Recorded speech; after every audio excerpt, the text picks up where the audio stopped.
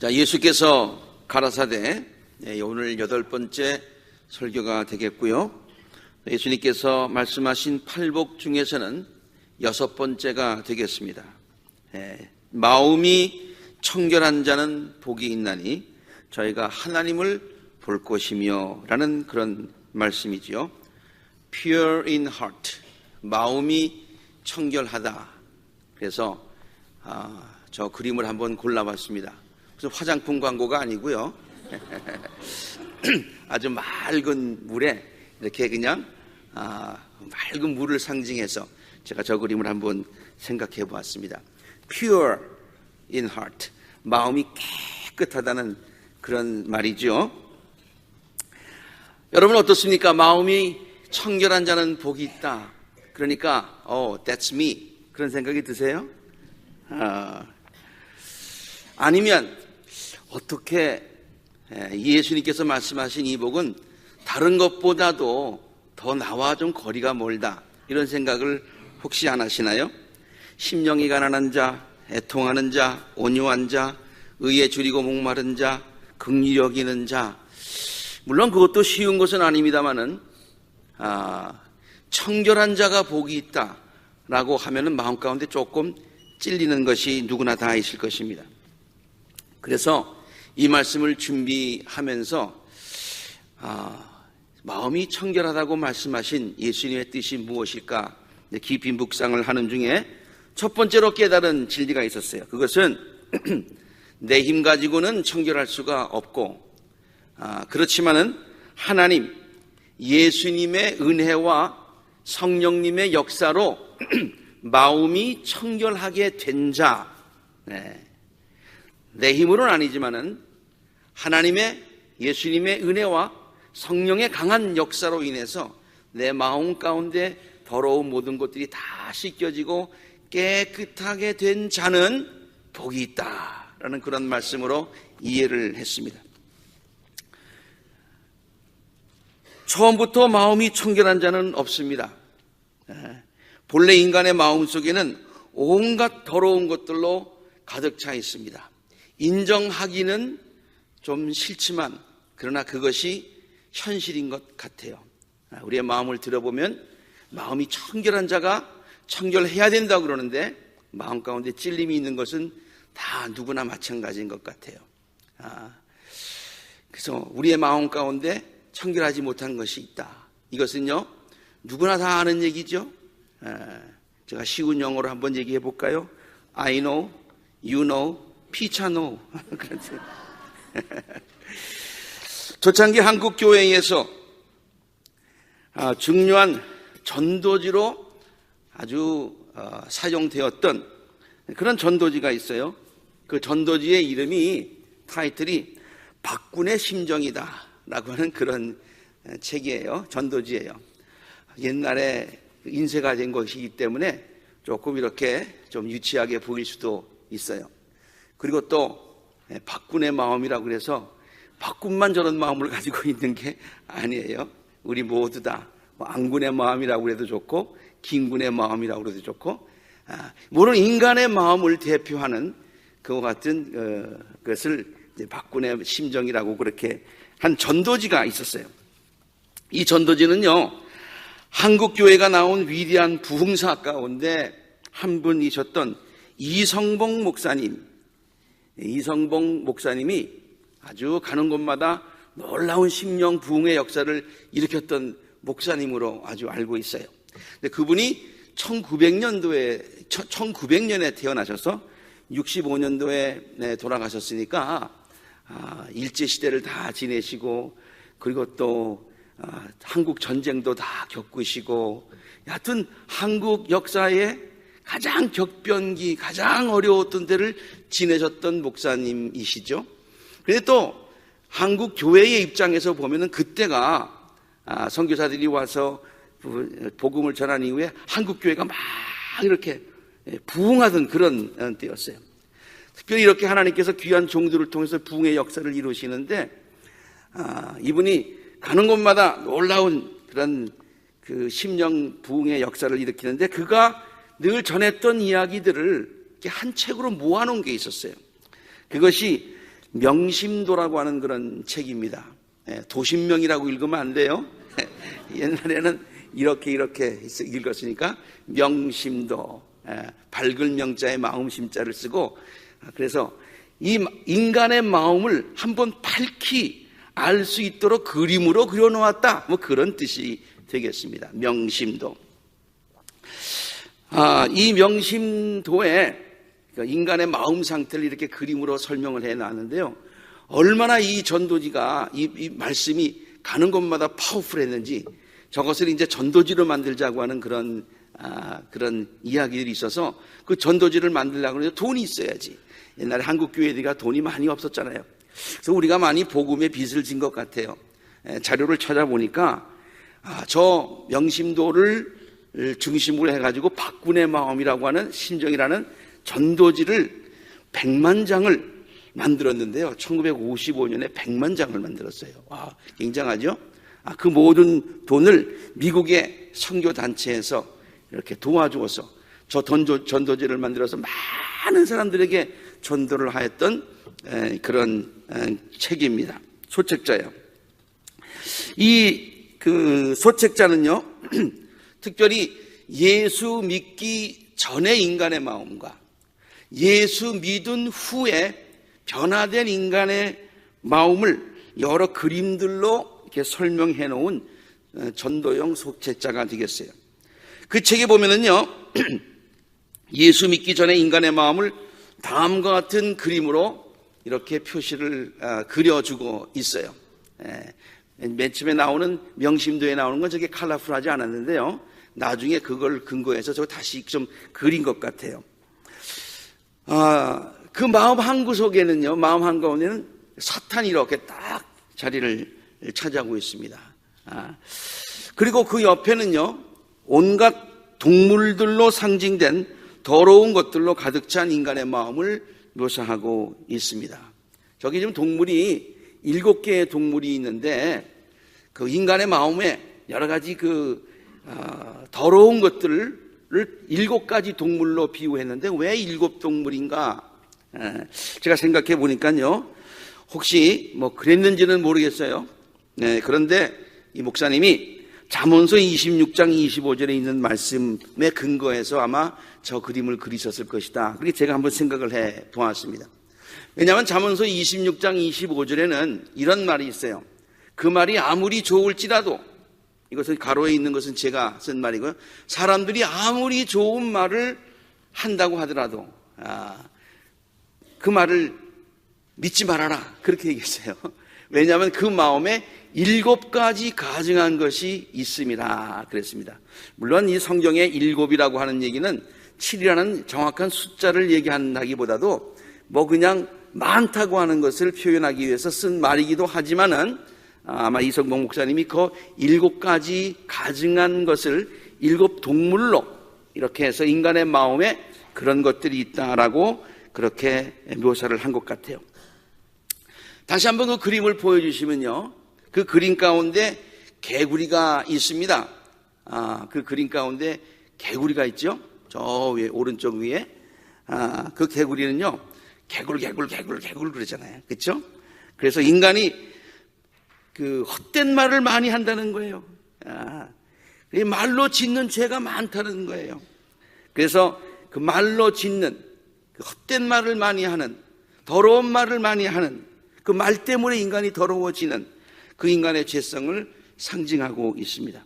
뱀은요, 간교한 마음을 얘기하고 상징하고 있고요. 그리고 저기 뭐 호랑이가 그려져 있는데, 뭐 호랑이든 사자든 그것은 혈기로 가득 찬 마음을, 사납잖아요. 그런 공격성, 그런 마음. 그리고 또 거북이가 있어요. 자세히 살펴보면은 거북이가 있는데 그 거북이는 느리잖아요. 그 인간의 게으른 죄성, 주님의 일을 위해서 좀 빨리빨리 일을 해야 되는데 게으른 거예요. 그 돼지가 또 있어요. 그 돼지는 탐욕스러운 마음을 상징하고 있고요. 그리고 염소는 음란한 마음을 상징하고 있고요. 공작새는 아주 화려하게 자기를 뽐내려고 하는 그런 그가 있으니까 교만한 마음, 자랑하고 싶은 마음, 하나님 자랑하지 않고 자기 자랑하고 싶은 그런 인간의 마음을 상징하고 있습니다. 자, 그런데 예수님께서 저렇게 우리 모든 인간의 마음이 저렇게 되어 있는데요, 예수님은 마음이 청결한 사람은 지금 청결한 사람은 복이 있다 그러면은 뭐 복 받을 사람 하나도 없는 거죠. 그럼 예수님은 본래 선하시니까 본래 보통 인간들의 마음을 모르시고서 그런 말씀을 하신 것이 아닐까, 이런 생각을 해보기도 합니다만 그렇지 않은 것 같아요. 마태복음 15장에 보면은 예수님께서 인간의 마음을 이렇게 잘 아시면서 말씀하셨기 때문에 입에서 나오는 것들은 마음에서 나오는 거라고 그랬어요. 그런데 그 입에서 나오는 것들이 사람을 더럽힌다고 그랬어요. 마음에서 어떤 것들이 있느냐? 악한 생각들이 나오는데요, 곧 살인과 간음과 음행과 도둑질과 거짓 증언과 비방, 조금 아까하고는 조금 다르긴 하지만은 뭐 다 같은 내용들이에요. 이성공 목사님은 일과지 동물로 비유했습니다만은 예수님은 이렇게 직접 살인, 간음, 음행, 도둑질, 거짓 증언, 비방, 이런 말로 표현했어요. 이런 것들이 사람 마음 가운데 더러운 것들이 있는데, 이런 것들이 입으로 나오면 또 입으로 나오는 것들이, 행동으로 나오는 것들이 그 사람을 더럽힌다, 그렇게 말씀하고 있습니다. 그러면 이렇게 인간들의 마음을 잘 알고 계신, 본래 깨끗하지 못한 것을 잘 알고 계신 예수님께서 팔복을 통해서 마음이 청결한 자가 복이 있다라고 하시는 말씀은 그저 듣기 좋게 멋있는 말로, 그러나 우리와는 상관없는 그런 복을 말씀하신 것인가, 헛된 가르침인가, 그림의 떡인가, 그런 생각을 해볼 수도 있지만은 그렇지 않다고 하는 거예요. 이 말씀을 묵상하면 묵상할수록 우리들의 마음이 청결하지 못한데 왜 예수님께서 청결한 자가 복이 있다고 하였을까? 그것은 우리의 힘 가지고는 청결하지 못하지만 주님의 힘으로, 주님의 도우심으로, 하나님의 역사하심으로, 성령의 역사함으로 우리들의 심령이 깨끗해질 수 있기 때문에 예수님께서 이렇게 말씀하신 것입니다. 다시 말해서 인간은 하나님 예수님의 은혜와 성령의 역사로 인하여 그 마음이 깨끗함을 얻을 수 있다. 그렇게 있는 그런 깨끗함을 얻은 사람이 복된 것이다. 깨끗하고 하는 깨끗함을 얻을 수 있다는 것이 복음이다. 그 기쁜 소식을 믿는 사람이 복된 사람이다. 저들이 하나님을 보게 될 것이다 라고 주님께서 가르쳐주고 계신 것이죠. 제가 이번 그 팔복 강의를 쭉 하면서 의로운 사람은 복이 있다, 가난한 사람은 누구다 하면서 그 원어를, 히라보의 원어를 자꾸만 얘기를 하니까 여러분들 가운데 이렇게 생각하시는 분이 있어요. 그거 우리가 신학생들도 아닌데 그거 꼭 알아야 됩니까? 그렇게 생각하시는 분이 있는지 모르겠어요.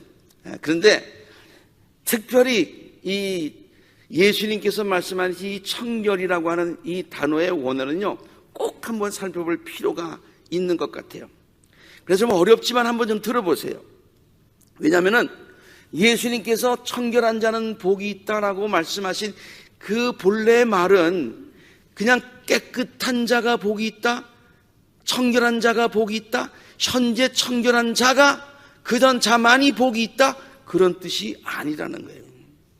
본래 그 원어에 카사로스라고 하는 말인데, 그 말은 우리는 그냥 청결이라는 말이 잘 구별이 안 되지만은 그렇게 카사로스라는 말을 썼을 때는 그때 듣는 그 사람들은 구별을 한다는 거예요.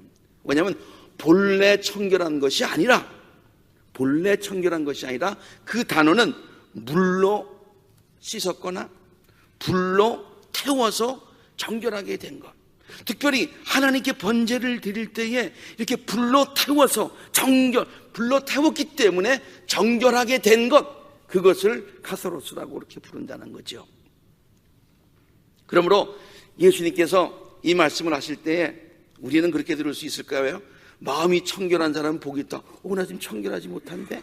그렇게 들을 수도 있겠지만은 예수님이 말씀하실 때 들었던 그때의 당시의 사람들은 물로 깨끗이 씻었거나 불로 깨끗이 씻었거나 그래서 깨끗하게 된 자, 그 자가 복이 있다라는 말씀으로 이해가 했다고 하는 것이죠. 그래서 오늘 팔복의 가르침은요, 예수님께서 요한복음의 3장 5절에서 말씀하신 것과 같은 맥락에서 이해할 수 있다고 하는 거예요. 예수님께서 이렇게 말씀하셨어요. 내가 진정으로 너에게 말한다. 누구든지 물과 성령으로 나지 아니하면, 물과 성령으로 거듭나지 아니하면, 물과 성령으로 깨끗하여지지 아니하면 하나님 나라에 들어가서 하나님을 볼 수 없다라고 말씀하신 내용과 맥락을 같이 한다, 그런 말이죠. 또한 예수님은 팔복의 말씀을 통해서요, 이렇게 말씀하고 계시죠.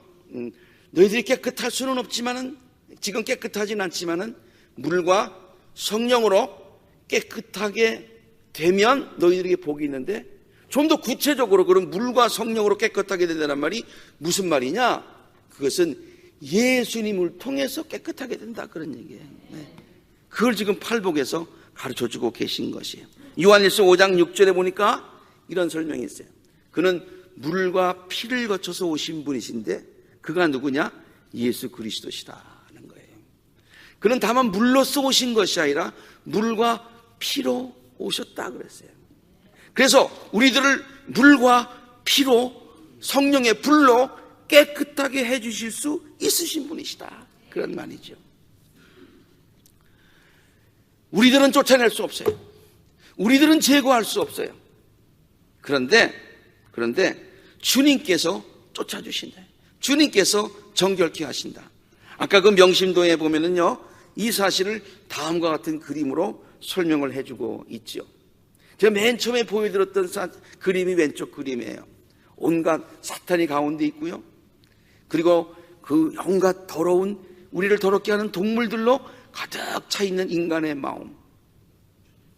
근데 옆에 천사는요, 밖에 있고 성령도 밖에 있지만은 영접하지 않았기 때문에 아무것도 할 수가 없어요. 그런데 예수를 영접하면, 예수님께 도움을 구하면, 은혜를 구하면, 그때 예수님께서 오셔서 천사를 통하여서 혹은 직접 이렇게 쫓아내시는 거예요. 성령은 레이저 빔을 확 쏘죠, 그렇죠? 불을 쫙 비춰서 거기 있는 모든 동물들을 지금 쫓아내고 있습니다. 그 동물들이 지금 전부 다 밖으로 쫓겨나가는 그런 장면이에요. 우리를 할 수 없지만은 주님께서 쫓아주신다, 그런 말씀이죠. 제가 시간 관계상 명심도에 그 전체의 내용을 말씀드리는 수는 없겠습니다만, 그 다음 그림이 하나 또 있는데요. 그것은요, 이제 예수님을 모신 마음이 되었어요. 예수님을 모신 마음이 되었어요. 그래서 아까는 그 안에 사탄이 주인이 되어가지고 이렇게 모든 것들을 컨트롤 했었는데, 이제는 십자가가 빛 대신 예수님이 그의 마음 가운데 들어오셔서 모든 것들을 주장을 하십니다. 그래서 모든 것들을 쫓아내셨어요. 그런데요, 재미있는 것은 저 그림에 쫓아냈으면 그냥 그것만 있으면 되는데 밖에 있는 동물들 사탄이 없어지지 않았어요. 그 옆으로 다 나가서 지금 있어요. 근데 어디를 보고 있어요? 전부 그 마음을 보고 있어요. 그래서 언젠가 기회만 되면 들어오려고 하는 그런 마음을 가지고 있다. 참 잘 묘사했죠. 그래서 저 사탄들이, 그 더러운 것들이 다시 들어오지 못하게 하려면 어떻게 해야 되느냐? 하나님이 내 마음을, 예수님이 내 마음을 다스리시도록 해야 되고요. 예수님이 우리의 삶의 주인이 되셔야 되고요. 그리고 성령이 항상 충만해야 된다는 거예요. 그러면은 못 들어오는 거예요. 그런데 그렇지 못하면 언제든지 싹 들어온다, 그런 얘기예요.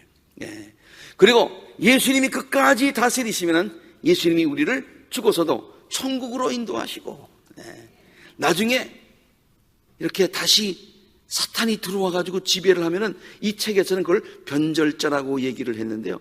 변절자가 아니다가 하더라도 사탄이 다시 그 마음을 지배하면요. 그 그림에 나중에 아주 그 목걸이, 쇠사슬로 그 형량, 죄수들에게 끼우는 그 목걸이 해가지고 지옥으로 끌고 가는 그런 그림까지도 이 명심도에서 소개를 하고 있습니다.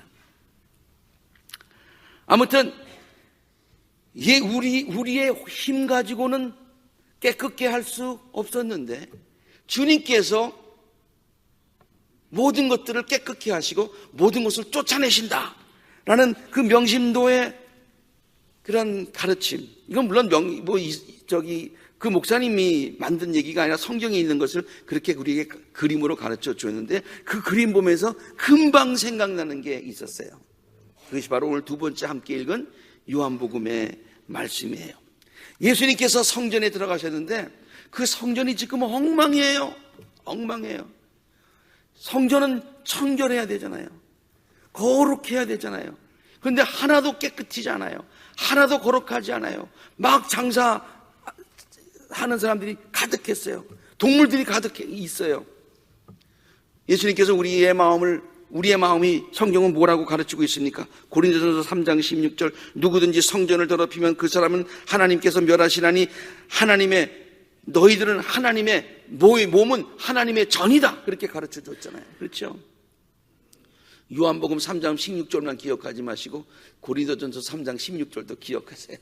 고린도전서 3장 16절은 우리의 마음이 성전이라고 가르쳐주고 있어요. 그런데 우리의 성전이 지금 예수님께서 그 예루살렘 성전을 더러워서 치우신 것처럼 우리들의 성전이 온갖 더러운 것들로 이렇게 있잖아요.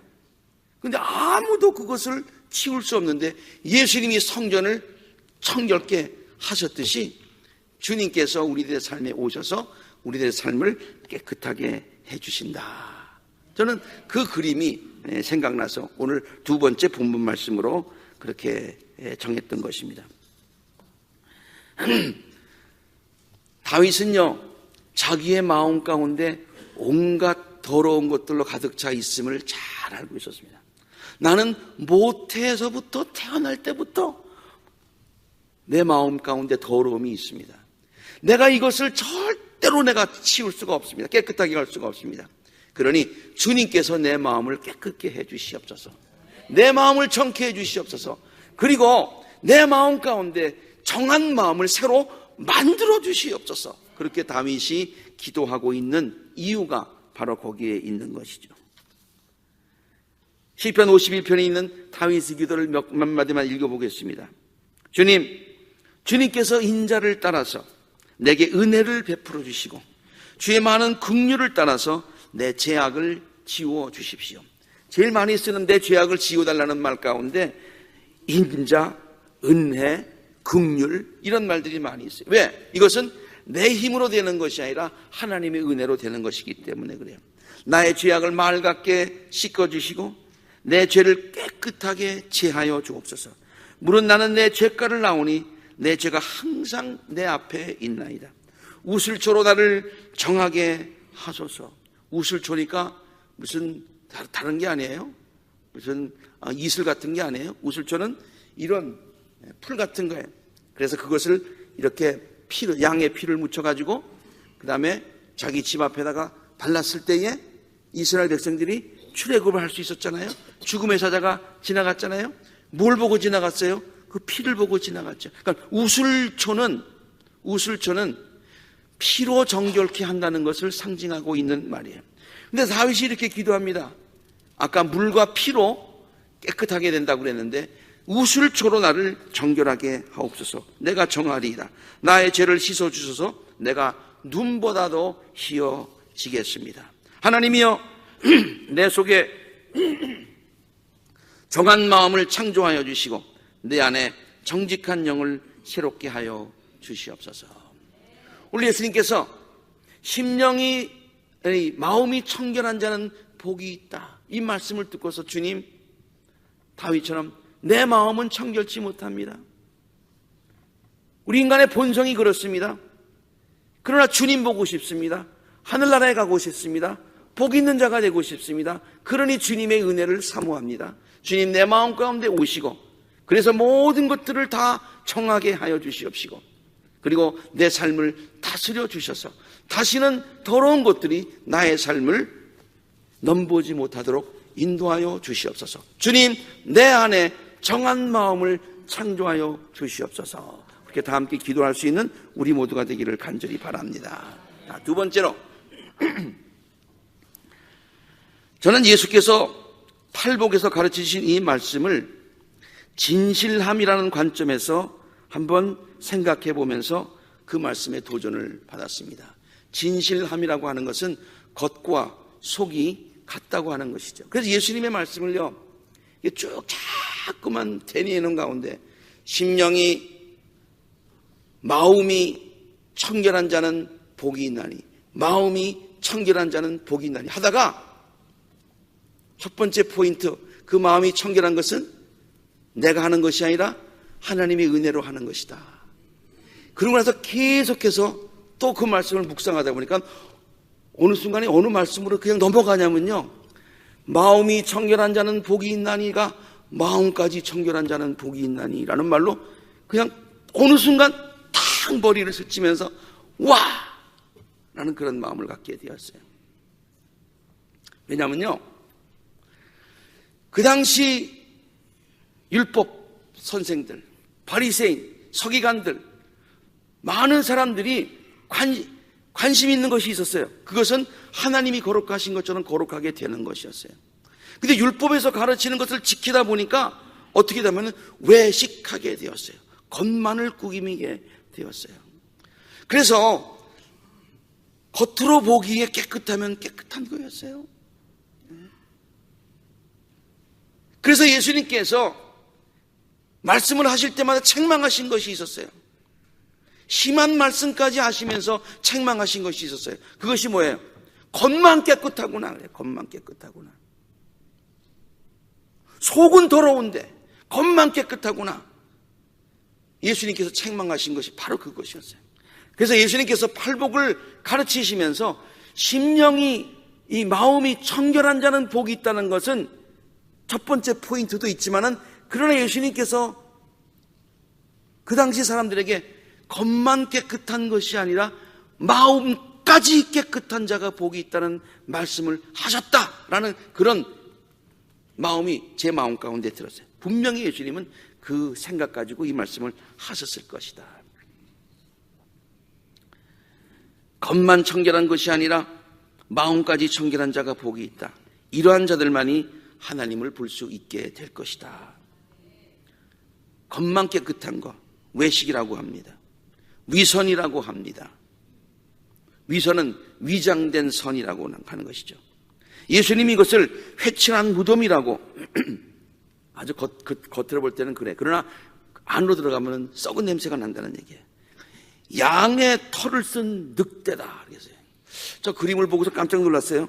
그림 참 잘 그렸어요. 양인데 안에는 늑대야. 첫째로 위선이라는 말은요 선하고 성결한 것처럼 보이지만은 실제로 그렇지 않은 것을 말하죠. 겉과 속이 다른 신앙을 말합니다.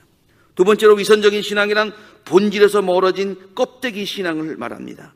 사람에게 보이기 위해서 겉만을 꾸민 신앙, 본질을 잃어버린 신앙을 얘기합니다.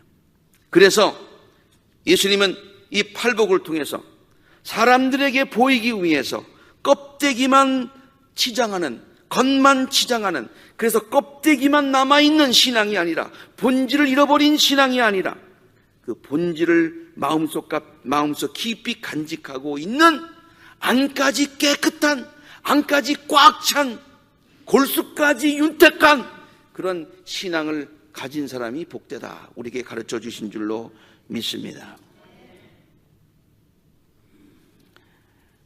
한번 이 말씀을 생각해 보았어요. 여러분 한번 예수님께서 가르쳐 주신 이 말씀을 한번 같이 묵상해 보시기 바랍니다. 마음이 청결한 자는 복이 있다. 우리들의 마음 가운데 청결하게 해주시는 하나님의 은혜를 사모하고요. 그리고 또 마음까지 깨끗한 자가 복이 있다고 하였으니 우리들의 마음까지 신실하게 깨끗한 그러한 신실한 신앙을 가져야 되겠다는 그런 마음의 말씀의 도전을 받으실 수 있게 되기를 간절히 바랍니다. 예수님이 이렇게 말씀하셨죠. 마음이 청결한 자는 복이 있나니 그들이 하나님을 볼 것이며. 그 말씀을 오늘 저는 두 가지 제가 풀어서 해석 같이 은혜를 나누었습니다. 결론적으로 말씀을 요약해서 드리면 하나님 예수님의 은혜와 성령의 역사로 마음이 청결하게 된 자는 복이 있나니 그들은 하나님 앞에서도 거룩한 자로 인정받아서 거룩하신 하나님을 뵙는 복을 누리게 될 것이고, 두 번째, 겉만 청결한 것이 아니라 마음까지 청결한 자가 복이 있나니 그러한 자들만이 하나님을 진실하여서 신실하신 하나님을 볼 수 있게 될 것이다. 함께 기도하시겠습니다.